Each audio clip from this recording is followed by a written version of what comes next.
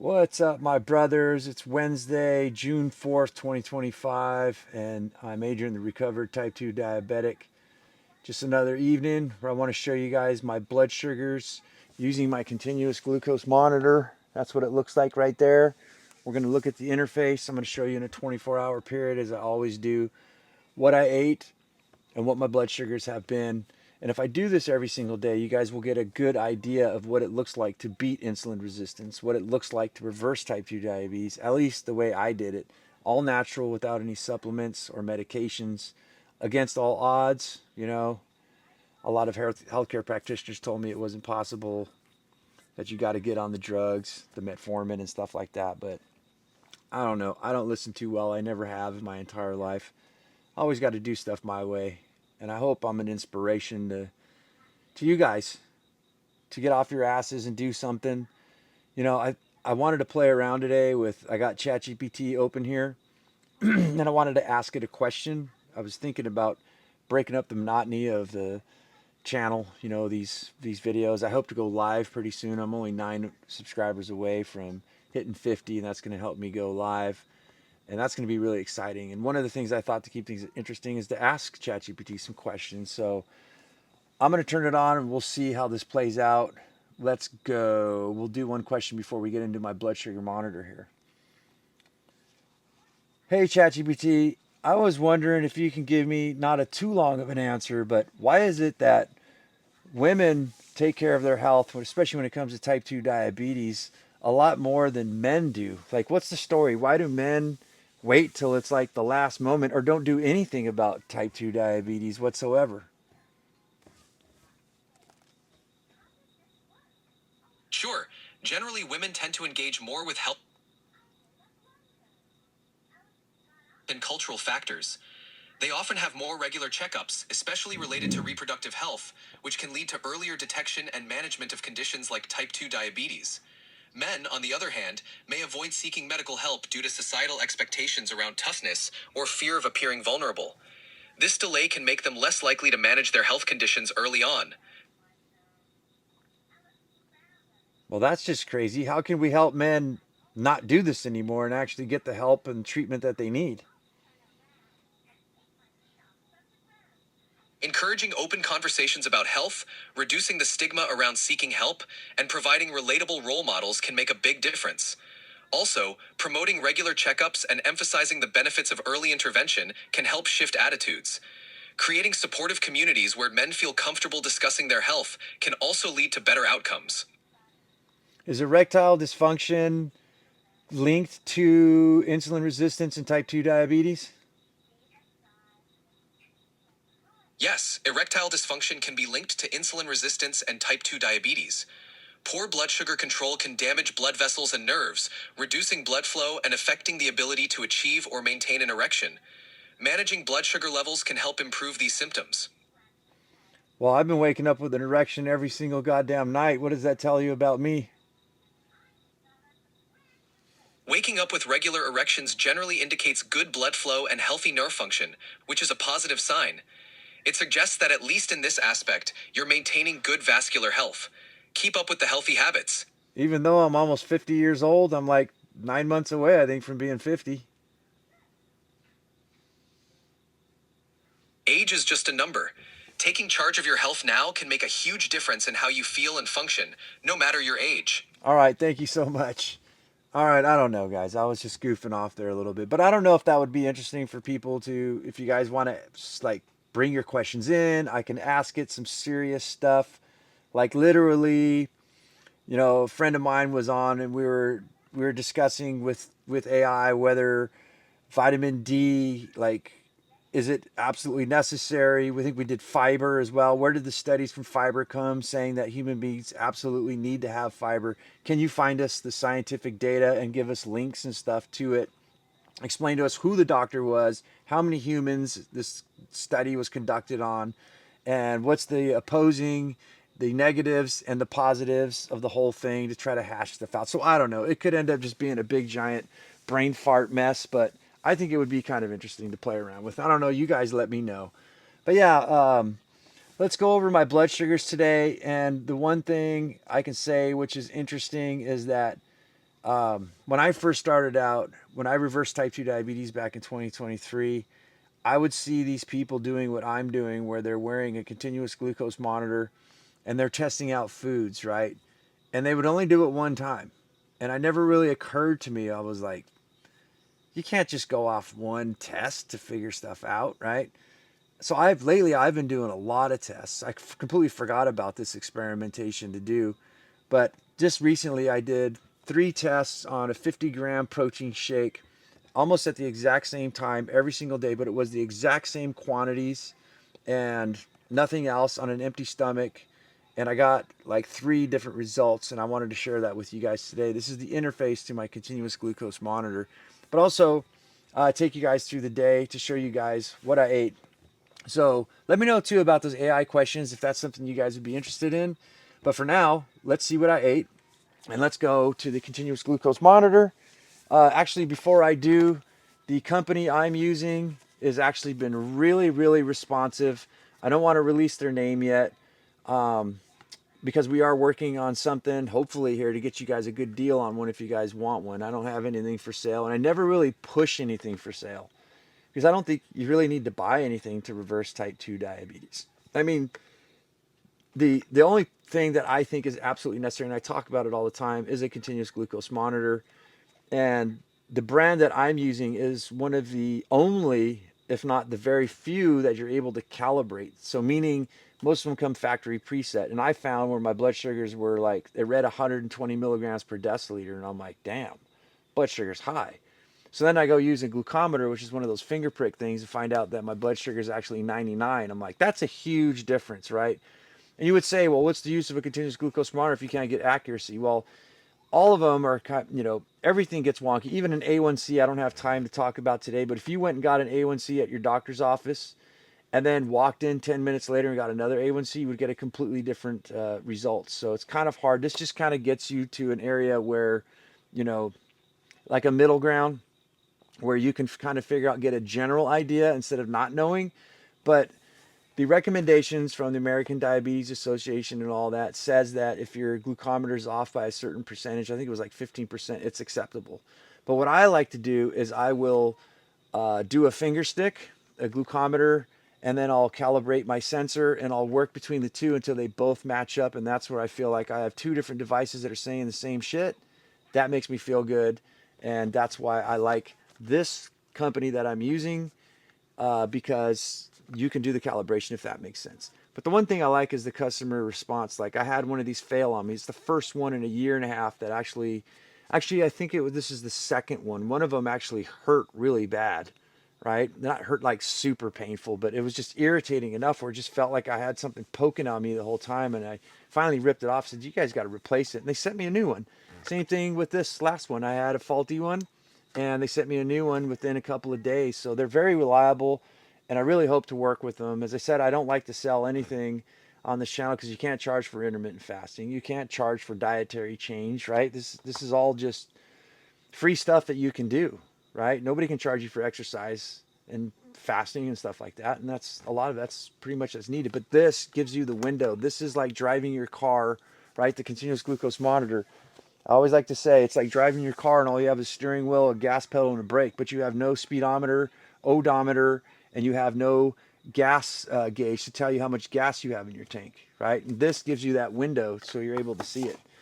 So anyways, yeah, and I almost think that maybe some of the supplements, I've done it without any supplements, but I know a few people that are very weak or maybe have some sort of something going on with their body where it's very difficult for them. I don't even know, but and I'm not even sure about saying this, but I almost wonder if certain supplements for the 5% that absolutely could use them would be a beneficiary thing. But I even think those 5%, if they worked really hard, I just understand, to get the shit out of my mouth, it's very difficult. A lot of people aren't going to do what I did and just completely change their dietary habits and stuff, which doesn't have to suck. If you guys watch my short form videos, guys, I'm eating like bacon wrapped filet mignon, bacon wrapped burgers with cheese and jalapenos, pizza. I remake all kind. I even made a fucking goddamn Hostess. What do you call those things? A Twinkie, a chocolate strawberry Twinkie with my egg bread. and it doesn't spike blood sugar. So it doesn't have to be boring.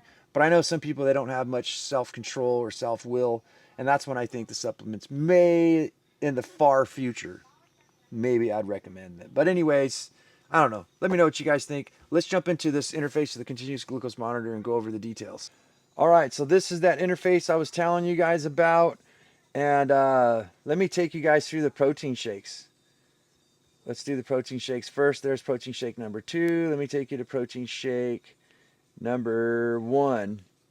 Okay, so let's make sure, because I can log it down. Yeah, protein shake number 1. So on the first day that I had a protein shake, you can literally see, well, let me make sure I don't fuck this up. No, I'm not. French toast. Yeah, that was the other day. Okay, let's go over here. So 5 p.m. Yeah. All right, so this is on June 2nd. And I had the protein shake. Let me make sure that's a machaca. Yeah. Okay, so I had my protein shake right here, and you guys can see I was at 113 milligrams per deciliter. And on the first day, I got a little bit of a roller coaster ride, just a very tiny little bit. Sensor skipped out right here for some reason because I was away from it. But as you guys can see on average, you can see it fill in the blank right there. It was like 116 at the highest, and then 2 hours later, it was about still 116, 117. So it didn't really do much, but look at these lines.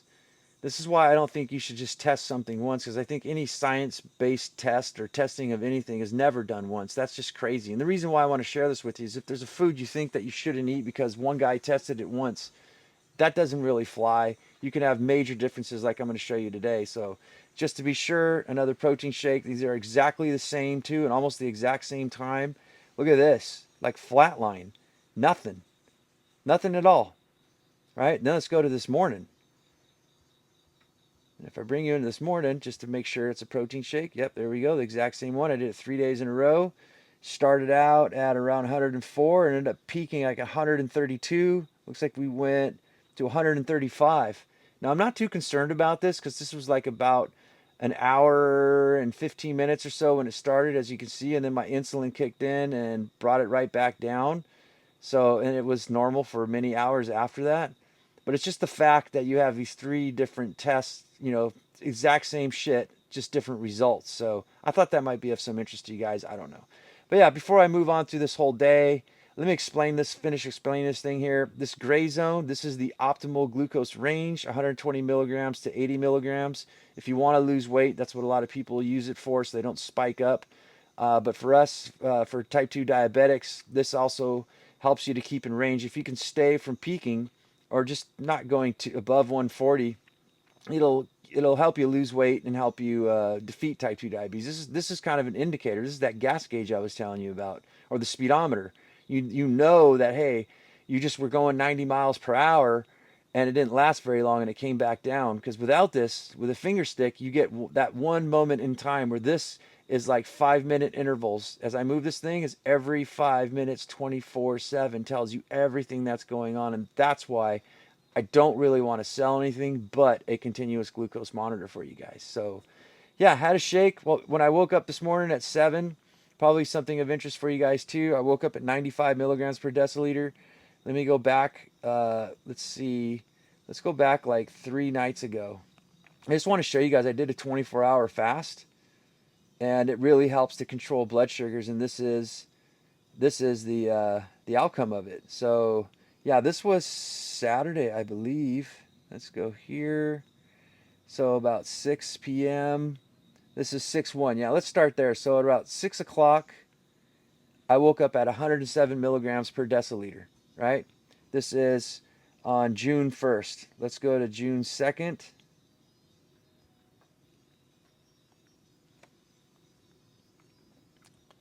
I woke up at 6 o'clock. I'm at 100 milligrams per deciliter. Now, this day, I think, was a 24-hour fast. Yeah, you can see I didn't eat anything. You can see my blood sugars lowering and lowering and lowering. And this brought us into, at 6 p.m. on this day here, or I'm sorry, 6 a.m., 94 milligrams per deciliter. So do you guys see how the intermittent fasting works? Normally, I don't eat as much food as I do on the weekends, but I have to record and come up with new recipes for my shorts on this channel. And I it's the only window I have time to cook because I'm a roofing contractor and a single dad, special needs kid, blah, blah, blah. I'm always busy. So the weekends is the only time I get to cook. So I cook a shit ton, eat a whole shit ton, do some blood sugar testing. And then on the week, I do intermittent fasting, 24-hour fasts to get those blood sugars back down. And this is exactly what it looks like. So, yeah, I think this was, let's see here. This was yesterday. Let's go to this morning and see if it was even better than the other day. 6 o'clock. No, it's about the same. It's 95 milligrams per deciliter, but definitely better. And that's what led me into today having the protein shake. So you can see afterwards, I went for a walk actually around right about here, and it dropped it down even more. And I just wasn't feeling eating today. I don't know what was up with my stomach. I had all this shredded beef with eggs and stuff pre-made, and I don't know. I just didn't feel like eating, so I went with my intuition. I was like, you know what? I need something light, so I just made another 50-gram protein shake right here. And what's interesting is if you notice, this still is on an empty stomach.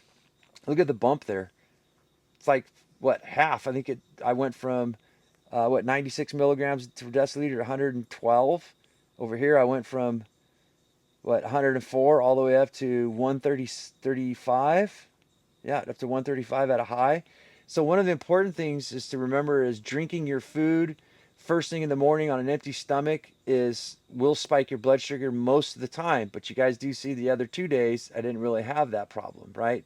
So there's just like so many variances, variables, things that could happen. But one of the best practices is to eat your calories. I think like a nice, good, full fat, high protein, like eggs and burger or whatever it is, sausage that you're having for breakfast, and then have the smoothie or the protein shake afterwards. So I've been this is the first time I've switched it around in a long time just to see what was happening. But as you can see on an empty stomach too, if you're going to eat any kind of carbs or anything, eat like a low carb, high fat, high protein in the morning.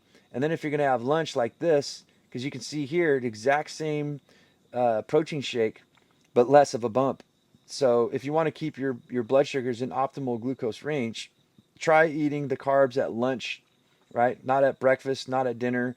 Do it at lunchtime. That gives you time to burn it off, but your body's kind of primered for some reason. At least that's what works for me. All right, so yeah, it went up and came back down relatively fast, kind of boring. But I had bacon wrapped burger logs with cheddar cheese and some hot sauce on them. I put them in the air fryer. They were all pre-made. I did meal prep. Guys, I have meal prep set from Sunday all the way to Thursday, so I don't really have to cook because there's so much shit we got to do in a day. So it's really nice, especially working on roofs and stuff like that, to be able to come home and not have to cook up a storm. Just throw something in the air fryer. And you know what I want to say is that the air fried uh, bacon wrapped burgers with the bacon on it, when you put it on the air fryer, it gets even crunchier and heats it all up and doesn't dehydrate it out. So it's like the perfect way of food like to have that's not going to be dried out and that sucks. So yeah, right here you can see blood sugars went up and down. I was doing today is Wednesday, so I did my intense push-ups, and I think it when I do those, sometimes it gives me a little bit of a rise, but you can see blood sugars came down, went up, came down, went up a little bit, and came down again. And I'm resting at 99 milligrams per deciliter right now. So, guys, time and range, you want to be 80 to 100. 100 is like excellent, pro, elite. And I'm at 95 today because the protein shake fucked me up in the morning. But other than that, you guys, if you watch all my videos, you know I'm almost always at 100%, except for on the weekends with all the food I eat. But 95 is not bad. I'll take that, right? Don't feel bad about yourselves if you're not, if you're within 80 to 90 to 95, 95, you're doing excellent, right? 100%. I just do that because I'm a show pony and I need to look cool and look like, I don't know, I need to be a pro. I need to prove that I'm the Bruce Lee of type 2 diabetes. So it makes me look good to be 100%. And that's very difficult. I work very fucking hard to achieve that. So don't get discouraged. But hope you guys like these videos. I just need about 9 more subscribers. We get 50, and I can't wait to go live and meet all you guys and answer your questions. So hopefully this inspires you. Hopefully this shows you real shit. Hopefully it shows that I know what the fuck I'm talking about. And yeah, I hope you guys have a great night, and I'll see you tomorrow.